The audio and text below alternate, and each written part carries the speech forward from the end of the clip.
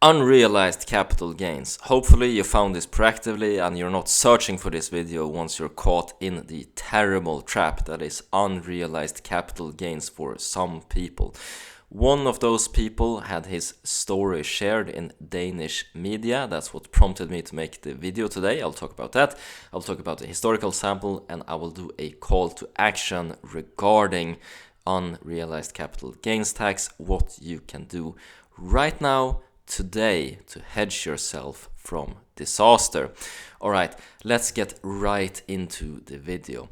Earlier in the week I was scrolling on LinkedIn and one of my Danish connections posted a news article about a Danish man who was charged by the taxation authority 22 millions in tax on a stock portfolio only worth 1.6 million.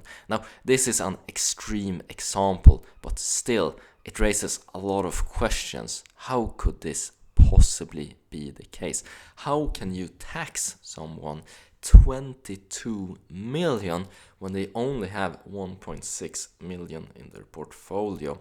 Well, the answer to this is unrealized capital gains. And even though the snippet here on Google says you won't pay any taxes until you sell the shares, if you bought at $10 and it's now worth 12, well, this is not the case. This is why we need to do our own due diligence, and this is why the call to action in this video is so important. Back to the story. So the Danish man is an extreme example. We've seen a lot of volatility in the stock market right now, with many growth stocks coming down 80% or more. And if one stock totally collapsed, then we can see extreme examples such as this Danish one. Let's say that you have a portfolio worth hundreds of millions, you have some smaller shares, and then all of a sudden growth stocks, the stock market, the hype you bought into just totally collapses. Although before this collapse, when your portfolio is valued really high, the cutoff date happens for unrealized capital gains tax. So the tax authorities looks at your portfolio, says alright, it's worth hundreds and millions, let's tax it now. And then just a few weeks later, stock market goes down, collapses, only 1.6 million left, and you're taxed now.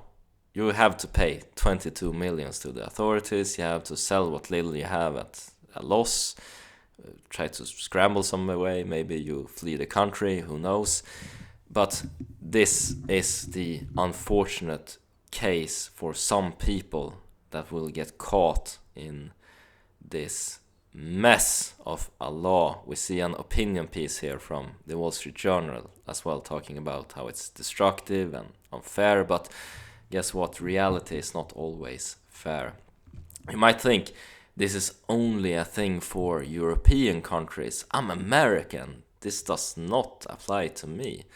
Well, if you live in California that has an exit tax and you move to Texas, as many Californians did, you have a large stock portfolio, and on the date that you move, it's valued highly, and you live in Texas now, and all of a sudden you get a bill from California at an expensive bill, and your stock portfolio has now dropped. Well, it's the same trap, basically. It's the same unrealized gains trap. And these tax laws can be a bit strange, because remember, it's only humans writing them. We're not perfect. We make these kinds of screwy things from time to time. And a historical example of this would be Astrid Lindgren, the famous Swedish children's storybook writer. She was taxed on royalties and incomes from her books at the rate of 105%. So she had to pay more in taxes than she earned on writing those books. She never made a lot of money from writing the books, of course. And as a result, after her death, the laws were changed in Sweden regarding royalties. As you know, it doesn't make any sense to have to pay more taxes than you actually earn. And with these unrealized capital gains laws, these exit taxes, what can you actually do? What is the call to action? How can you protect yourself from this? Well, the best way to protect yourself from being taken advantage of is through improving your own knowledge. And a good way to do this is to book an appointment with a tax professional. For example, here in Ireland, where I live, it costs €100 for an hour as a standard in a lot of cases here in Dublin. And for this, you can sit down with a tax professional. You can look at not only how the system works for capital gains on shares and funds and everything else, but we can also talk about deductions among many other things, and this is really worth your time, trust me. For example, in Sweden, I could make a deduction for biking to work. I could put away money in a special pension account and get that deducted straight away, gross salary deducted.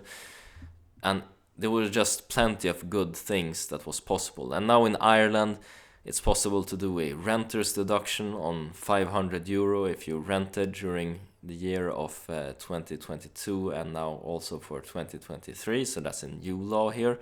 And there's plenty of other deductions that can be done as well.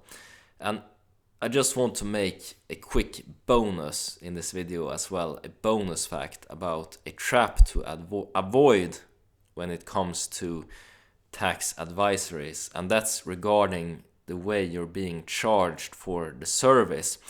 I've noticed, since I do research online, I look at certain tax terms and try to educate myself more. Of course, I get ads about tax services. And in this case, the advertised service was, all right, try us and we will charge you 15% of everything you save in taxes. And if you're not able to save anything, don't worry, we won't send you a bill. You're not gonna pay anything. It sounds great, right? It sounds really safe. It sounds like a fair and good model. But in most cases, this will be a lot more expensive. The company is not doing this out of the goodness of their heart. They're doing this because this is a more profitable business model.